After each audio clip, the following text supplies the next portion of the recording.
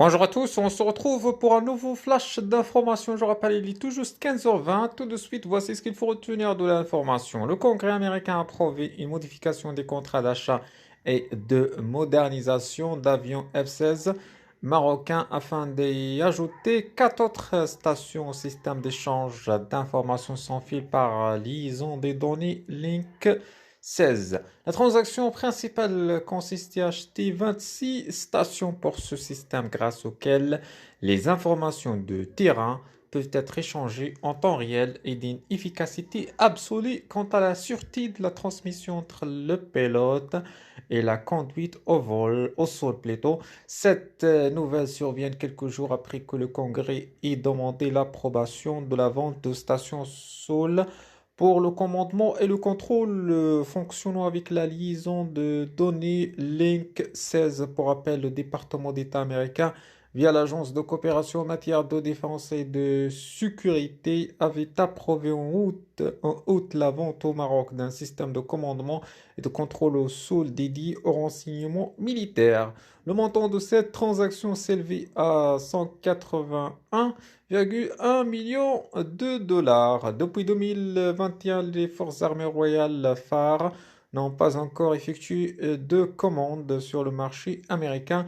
La dernière en date est un contrat d'un montant d'1 milliard de dollars, 4 drones de type Sea Guardian et des missiles de précision fabriqués par la compagnie General Atomic. Depuis décembre 2020, la commande est toujours en négociation au Congrès. Les députés et les lobbyistes pro-séparatistes en contradiction avec les accords d'Abraham qu'ils ont pourtant reconnus, menacent toujours de bloquer ce projet. Le Maroc est classé par le magazine Forbes premier client dans la région MENA de l'industrie militaire aux États-Unis avec un total de 10,3 milliards de dollars, dépassant cela des monarchies du Golfe.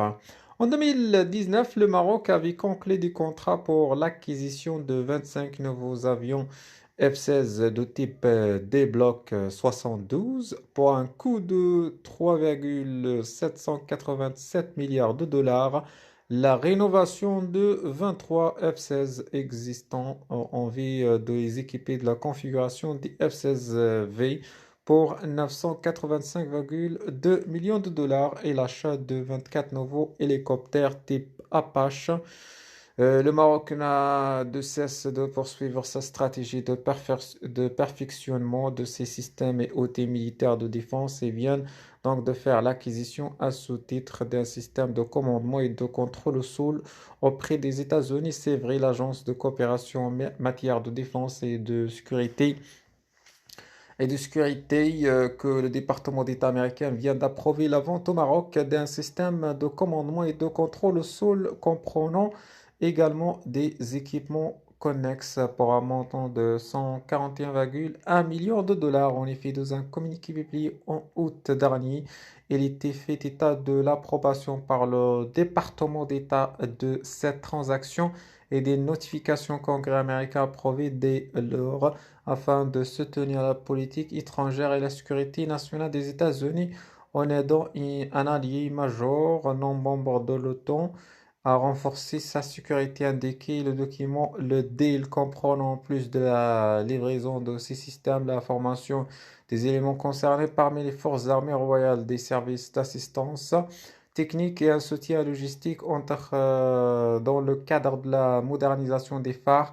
En effet, ces nouvelles acquisitions multifonctionnelles d'intelligence et d'information tactique inter-armées permettront au Royaume de disposer de moyens dissuasifs face aux menaces dans la région. Le Maroc est d'ores et déjà engagé à moderniser son armée.